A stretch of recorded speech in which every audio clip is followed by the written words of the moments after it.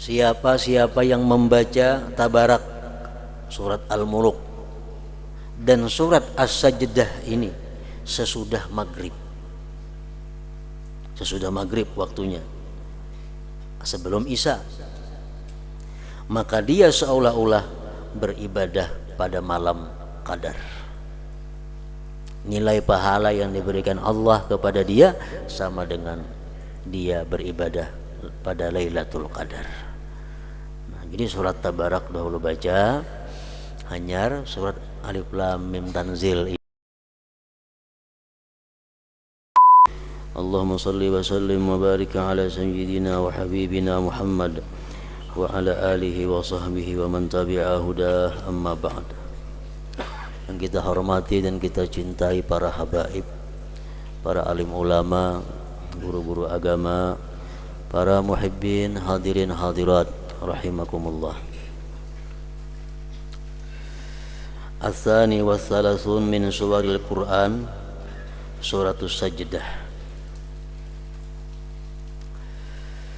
Yang ke-32 daripada surah-surah Al-Qur'an, yaitu surat yang dinamakan dengan As-Sajdah. Surat As-Sajdah ini makiyatun, diturunkan di Mekah, wa ayatuha salasun, dan ayat-ayatnya berjumlah 30 ayat. Dinamakan surat yang ke-32 ini dengan surat As-Sajdah karena di dalam surat ini pada ayat 15 di situ kita diperintahkan untuk sujud kepada Allah Subhanahu wa taala bila mana kita membacanya atau mendengarnya, yaitu ayat yang berbunyi innama yu'minu bi ayatina allazina idza dzukiru biha kharru sujada wa sabbahu bihamdi rabbihim wa hum la yastakbirun. Nah, oleh karena itulah surat yang ke-32 ini disebut dengan surat As-Sajdah. Bisa juga disebut orang surat yang ke-32 ini dengan surat Alif Lam Mim Tanzil. Para muhibbin rahimakumullah, surat As-Sajdah ini adalah salah satu di antara surat-surat yang agung, surat yang sangat banyak manfaatnya, surat yang sangat banyak faidahnya apabila kita mampu mengamalkannya.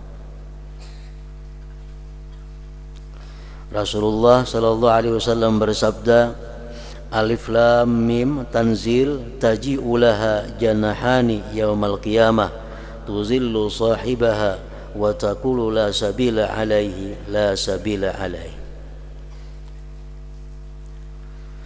Sabda Rasulullah bahwa surat Sajdah ini nantinya pada hari kiamat dia datang dengan dua sayapnya di padang mahsyar, di tempat yang sangat panas. Surat Sajdah ini datang dengan dua sayap. Dia menaungi orang yang membacanya, dia melindungi orang yang membacanya. Dan surat As-Sajdah itu berkata, la sabila alaihi, la sabila alaihi. Tidak ada jalan untuk mengganggu ini orang, tidak ada jalan untuk menyiksa ini orang, tidak ada jalan untuk menyakiti ini orang. Salah satu di antara keutamaan surat As-Sajdah ini. Dan lagi disebutkan dari Khalid bin Ma'dan, beliau berkata, Iqra'ul munjiyah wa hiya alif lam mim tanzil fa innahu balagani anna rajulan kana yaqra'uha ma yaqra'u syai'an ghairaha wa kana katsiral khataya fa nasharat janahaha alaihi wa qalat rabbi ighfir lahu fa innahu kana yukthiru min qiraati fa syaffa'aha rabbu fihi wa qala uktubu lahu bi kulli khati'atin hasanah warfa'u lahu darajah, akhrajahu Darimi. Bacalah oleh kamu ini surat yang menyelamatkan, yaitu surat As-Sajdah. telah sampai kabar kepadaku, kata beliau, bahwa seorang laki-laki dia di dalam dunia membaca surat sajdah ini, mengamalkan surat sajdah, dan dia tidak mengamalkan surat yang lainnya. Ma yaqra'u syai'an ghairaha. Dia kada tahu Yasin, kada tahu Tabarak. Yang diamalkannya setiap hari adalah surat Alif Lam Mim sajdah. Wa kana katsiral khataya, dan orang ini banyak mempunyai dosa. Nah, pada hari kiamat nanti di padang mahsyar ini surat As-Sajdah membuka sayapnya dan dia berkata kepada Allah Subhanahu wa taala. Surat Sajdah ini berkata, Rabbighfir lahu, ya Allah ampuni dia karena dia sering membaca aku. Maka Allah akhirnya memberikan syafaat padanya, dan Allah berfirman, tulislah bagi dia dengan tiap-tiap dosa itu kebaikan, dan tinggikan bagi dia derajatnya. Rawahud Darimi. Ini hanya orang yang mengamalkan surat As-Sajdah, tidak mengamalkan surat-surat yang lainnya. Sudah sedemikian rupa syafaatnya, pertolongannya, apalagi ditambah dengan surat-surat yang lainnya. Dan lagi sabda Rasulullah sallallahu alaihi wasallam, man qara'a tabarakalladzi biyadihil mulku wa alif lam mim tanzil as-sajdah ba'dal maghrib wal isya'il akhirah faka'annama qama lailatul qadar. Siapa yang membaca Tabarak, surat Al-Muluk, dan surat As-Sajdah ini sesudah maghrib waktunya, sebelum Isya, maka dia seolah-olah beribadah pada malam Qadar. Nilai pahala yang diberikan Allah kepada dia sama dengan dia beribadah pada Lailatul Qadar. Jadi surat Tabarak dahulu baca, hanyar surat Alif Lam Mim Tanzil ini atau Sajdah ini setiap malam antara maghrib dan isya waktunya, kalau hendak mendapatkan pahala Lailatul Qadar. Kalau yang pertama tadi tasarah aja membaca, malam ke siang ke asal tiap harinya membaca, itu sudah dapat syafaatnya di hari kiamat. Tapi kalau untuk mendapatkan Lailatul Qadar mesti membacanya dengan Tabarak beganding dan sesudah maghrib sebelum isya. Nah, para muhibbin rahimakumullah, inilah sebagian daripada hadis-hadis Rasulullah yang menjelaskan tentang keutamaan surat As-Sajdah ini. Sehingga dengan hadis-hadis ini tidak ada jalan kecuali untuk mengamalkannya setiap malam. Dan ini merupakan sesuatu dianggap amalan wajib bagi seseorang yang menjalani jalan akhirat. Karena surat ini surat yang menyelamatkan dia di akhirat nanti. Para muhibbin rahimakumullah, surat As-Sajdah sebagaimana surat-surat yang lainnya banyak mengisahkan keadaan-keadaan akhirat, banyak memberikan petunjuk hidayah kepada umat. Antara lain kita ambil satu ayat dari surat Sajdah yang berbunyi, Qul yatawaffakum malakul mautil ladzi wukkila bikum thumma ila rabbikum turja'un. Firman Allah, katakan wahai Rasul,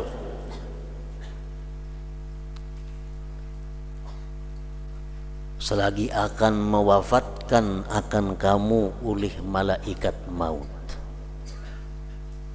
Selagi akan mewafatkan akan kalian oleh malaikat maut yang diwakilkan dia dengan kamu, kemudian kepada Tuhanmu kamu dikembalikan. Satu ayat ini memberikan beberapa isyarat petunjuk kepada kita. Pertama, kita disuruh untuk mengenali malaikat maut yang pasti akan kita jumpai. Supaya jangan takajud kaina disuruh oleh Tuhan kita mengenali malaikat maut.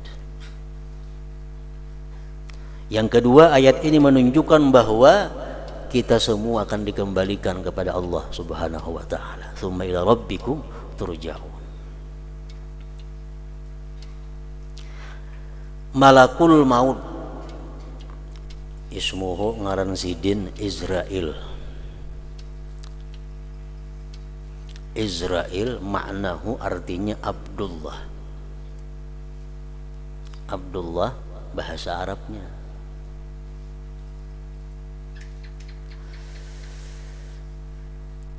Lahu rusulun, bagi malaikat maut yang bernama Israil ini banyak mempunyai utusan-utusan yang selalu dikirim kepada manusia. Makin banyak utusan itu datang kepada kita, artinya makin dekat nang mautus datang kepada kita. Lahu rusulun katsirah. Kama warada fil khabar, di dalam hadis disebutkan asyaibu wal amradu wa taghayyuru sam'i wal basar wal ajzu min rusuli malakil maut.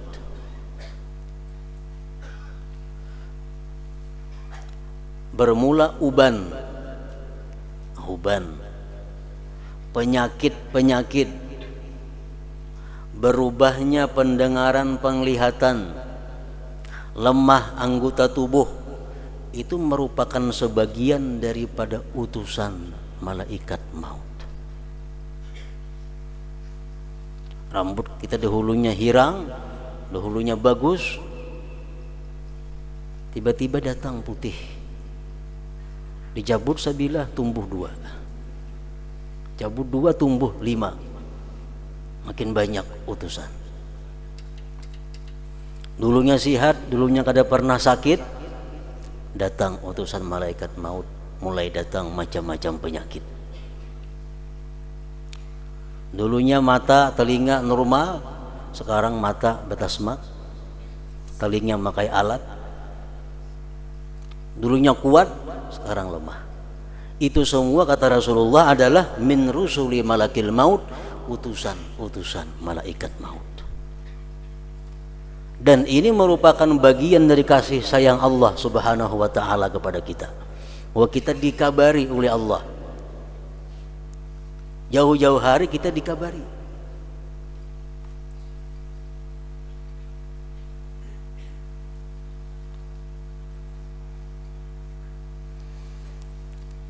Disebutkan ada salah seorang nabi di antara anbiyaillah ta'ala didatangi oleh malaikat maut. Nabi ini berbicara dengan malaikat maut bahwa kalau engkau datang kepadaku, tolong beri aku kabar sebelumnya supaya aku bersiap-siap, kata itu Nabi tadi. Kata malaikat maut, baik. Bulik malaikat maut. Beberapa puluh tahun berikutnya datang malaikat maut kepada Nabi tadi. Napa kabar ikam ya Nabi? Ya malaikat maut, aku hendak mencabut roh engkau. Maka ikam janji mengabari aku. Kenapa bakajutan datang? Ya malaikat maut tuh kabarnya di kepala ikam. Dulunya hirang aku datang ke sini, sekarang lah bisa paruh orang putihnya. Itu kabarku, itu utusanku. Makanya dilarang kita mencabut uban itu. Dilarang mencabut uban. Dilarang mewarnai uban dengan hitam. Kenapa? Semacam kada sudi dengan utusan malaikat maut itu orangnya. Menyebabkan kita lupa dengan keadaan kita yang sebenarnya. Para muhibbin rahimakumullah. Namun kadang-kadang ada orang yang tidak ada utusan malaikat maut langsung mati. Orangnya kada behuban, orangnya masih sigar, orangnya masih bugar, mata masih hawas, telinga masih baik, mati mendadak. Itu ada juga sebagian manusia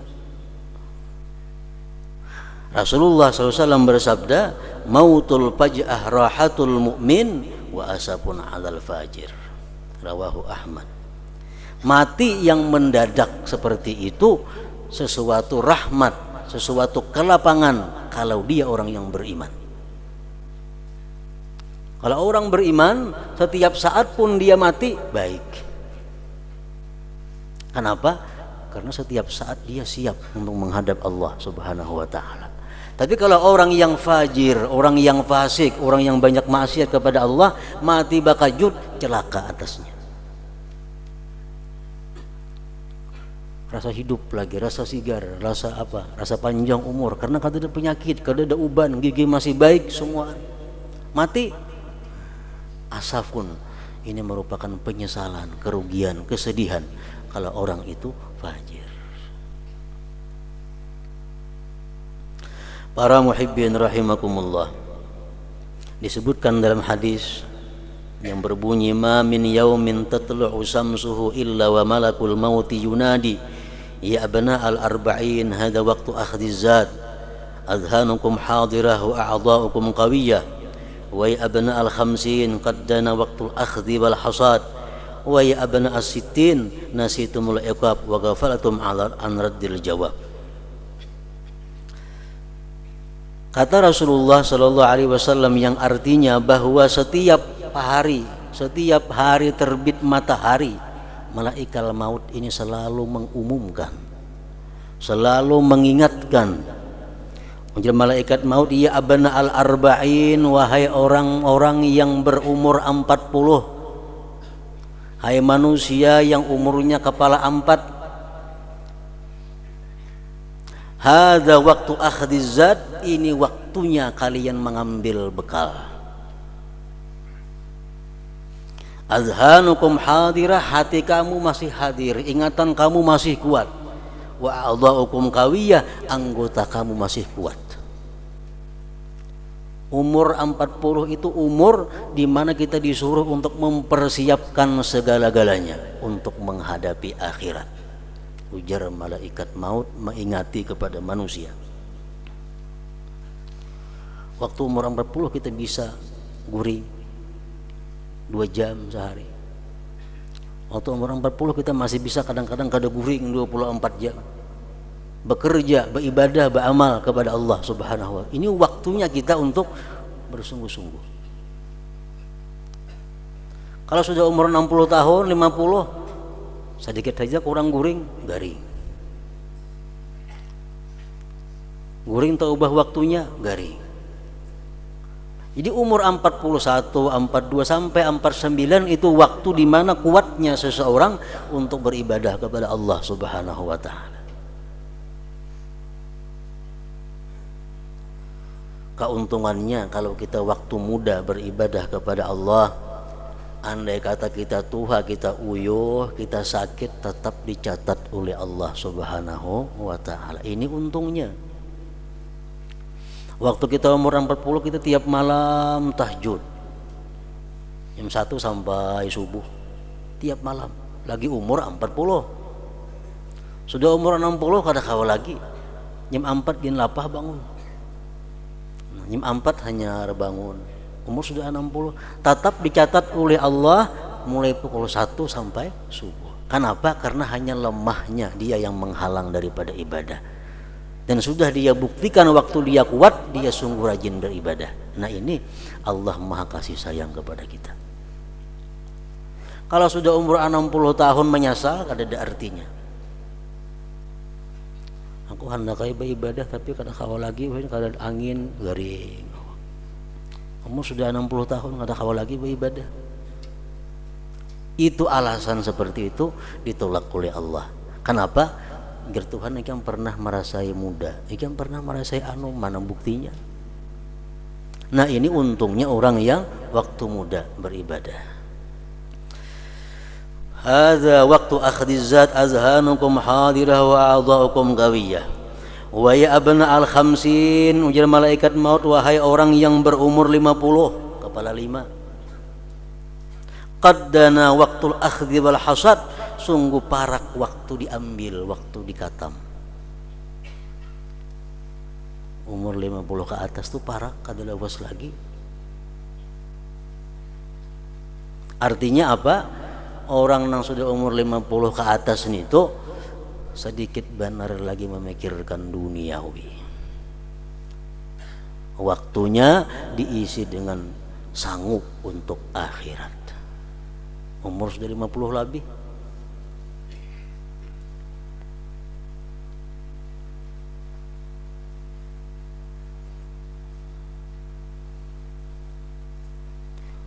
Hada waktu akhdhiz zat wa qaddana waktul akhdhi wal hasad. Wahai orang yang umur 50 tahun, waktunya sudah parak. Kada kawa ditambal-tambal, kada kawa diundur-undur lagi. Wa ya abna as-sittin, wahai orang yang umur 60 tahun, kata malaikat, nasitumul iqab, apakah kamu lupa akan iqab, akan siksa Allah? Umur 60 masih begalut saja di pasar lagi. Umur 60 masih sibuk dengan urusan dunia. Apakah kamu lupa akan siksa Allah? Bagaimana kamu nanti menjawab pertanyaan Allah Subhanahu wa ta'ala?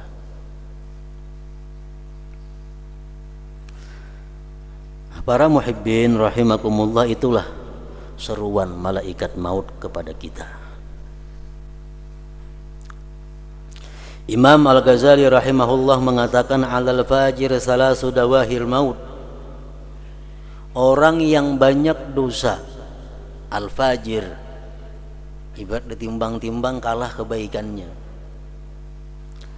Dia itu kalau mati menemui 3 huru hara yang dahsyat. Pertama, syiddatun naza', bersangatan sakit, dicabut nyawa itu. Wa huwa qadru 300 darbatin bisaib, kadar 300 kali cencang dengan pedang. Itu kematian. Sakitnya kayak apa? Kayak dipukul lawan pedang, dicancang 300 kali.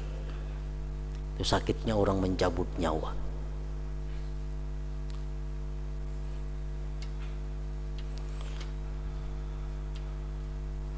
Kalau dia orang yang tidak beriman kepada Allah, orang yang durjana, orang yang banyak dosa, hendak mati itu awaknya sakit, hatinya sakit. Double. Hatinya sakit, awaknya sakit. Kalau orang yang beriman kepada Allah, paling-paling awaknya sakit, tapi hatinya tenang, hatinya ridha. Rasulullah berkata, al-maut kafaratul mu'min. Kematian yang sedih, yang sakit itu merupakan kafarat dosa bagi orang yang beriman kepada Allah.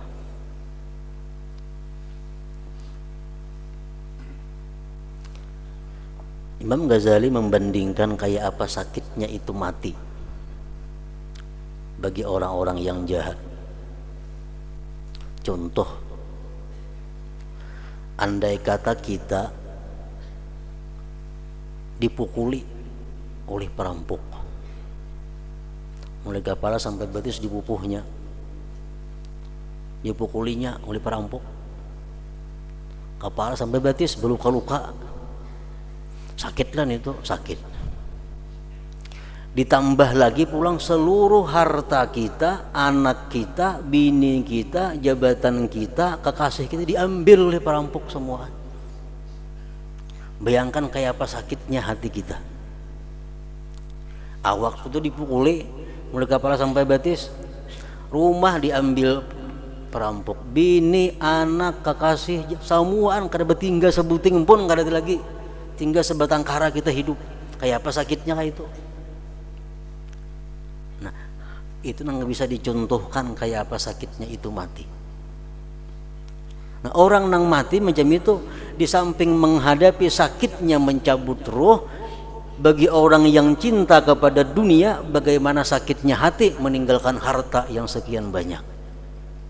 Makanya kalau orang sedikit harta, makin sedikit sakitnya mati.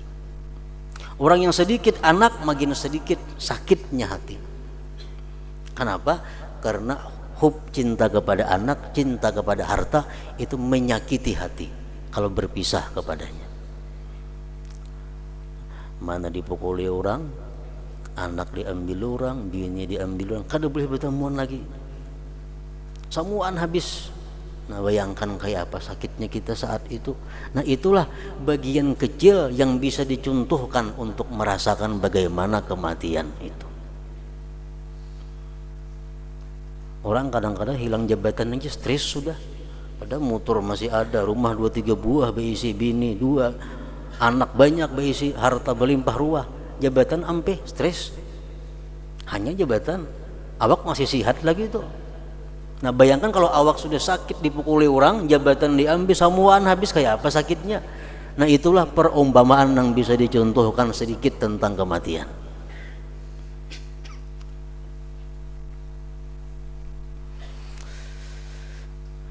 Lain hal orang beriman.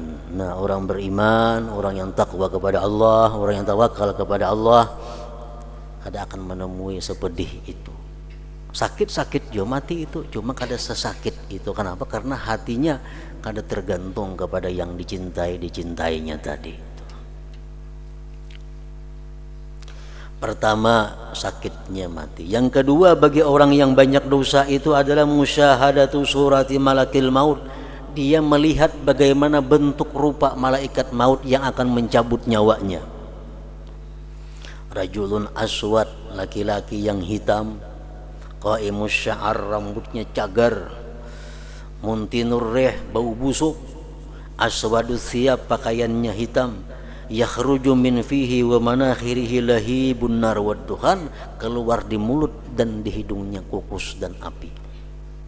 Ini tunang datang nampak yang mencabut nyawa ini.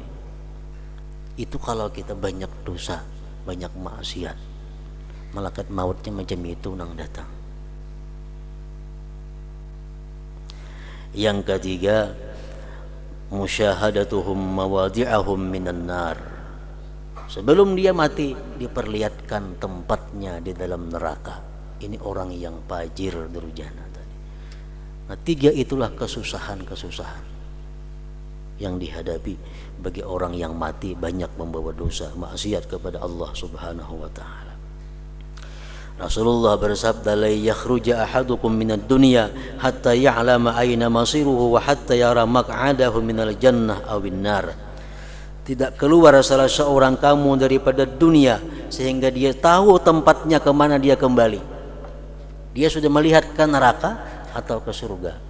Makanya kalau kita perhatikan orang-orang imbah mati itu atau hendak mati itu rata-rata menangis. Ada tangis gembira, ada tangis duka cita. Kenapa? Saat itu dia dilihatkan Allah tempat yang bakal disinggahinya, tempat yang bakal ditempatinya. Yang melihat surga, tangisnya tangis gembira, air matanya jernih. Yang melihat neraka, tangis juga, tangisnya sedih, air matanya keruh. Demikian penjelasan dari beberapa hadis Rasulullah sallallahu alaihi wasallam. Para muhibbin rahimakumullah, mengingat malaikat maut, mengenal malaikat maut, mengingat kematian merupakan sesuatu yang disuruh oleh agama. Rasulullah bersabda, aksiru min dzikril maut fa innahu yumahhisu dzunub wa yuzahidu fid dunya. Banyak-banyaklah kamu mengingat kematian karena itu menghapuskan dosa dan membuat kamu renggang dengan dunia. Isuk mati, siapa yang wani ke pasar hari ini nah? Siapa yang wani bulah baju hari ini kalau isuk tahu bakal mati? Orang yang mengingat kematian, orang yang terhapus dosanya dan dia akan renggang dengan dunia.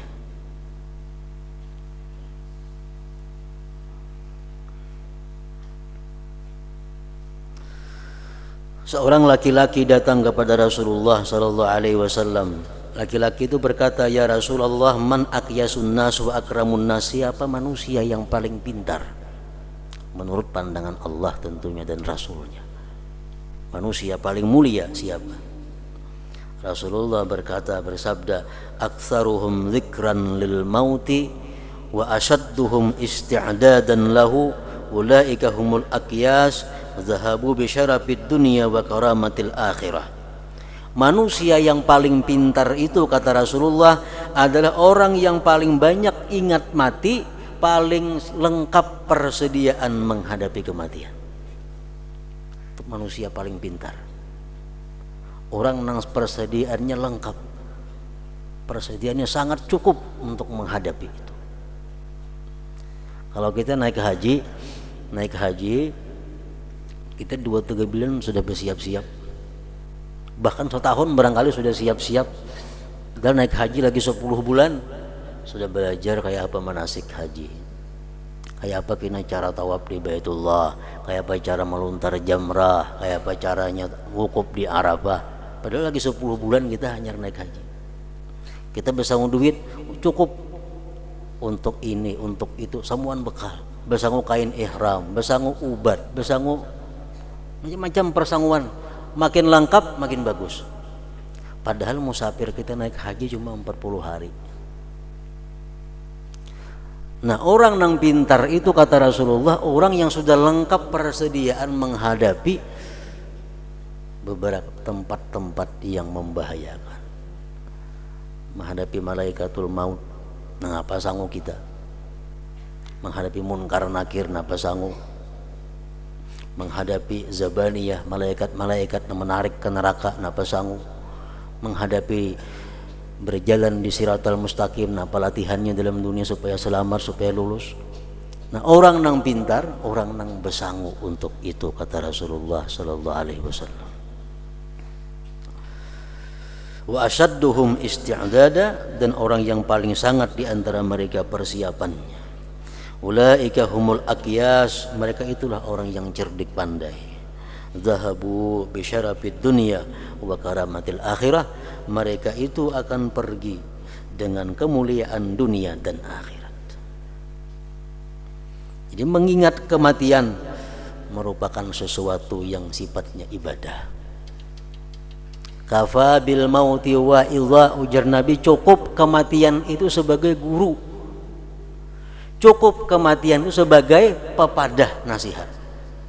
Amun kita mau ma'iktibar, makanya disuruh bila kita melihat orang mati menyambayangkan ma'atar ka kubur, dapat pahala kayak gunung Uhud 2 biji genalnya. Supaya apa? Supaya manusia ini ma'iktibar. Ini kina aku, maksudnya kayak itu. Makanya dianggap berdosa kalau kita tertawa di hadapan mayit.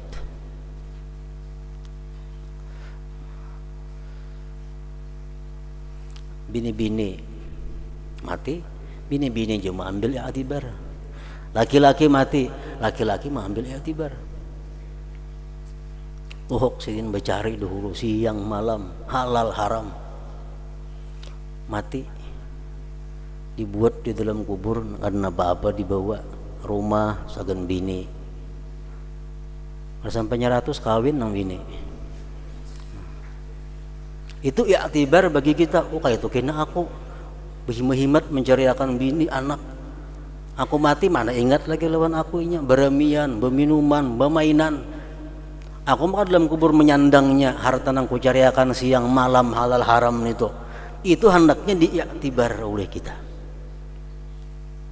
Bini-bini iktibar, ada yang mati bini-bini. Bini-bini mati, tinggal galak kakalo.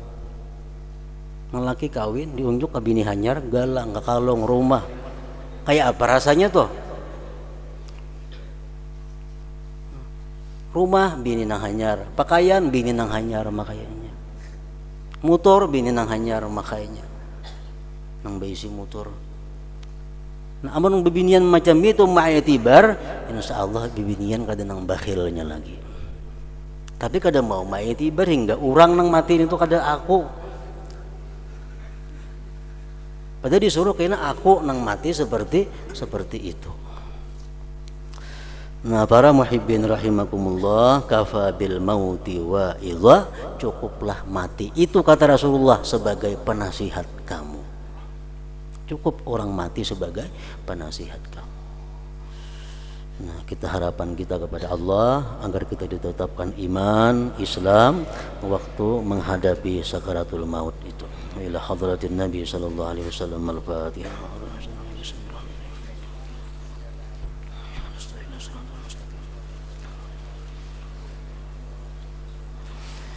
أشهد أن لا إله إلا الله وحده لا شريك له وأشهد أن سيدنا محمدا عبده ورسوله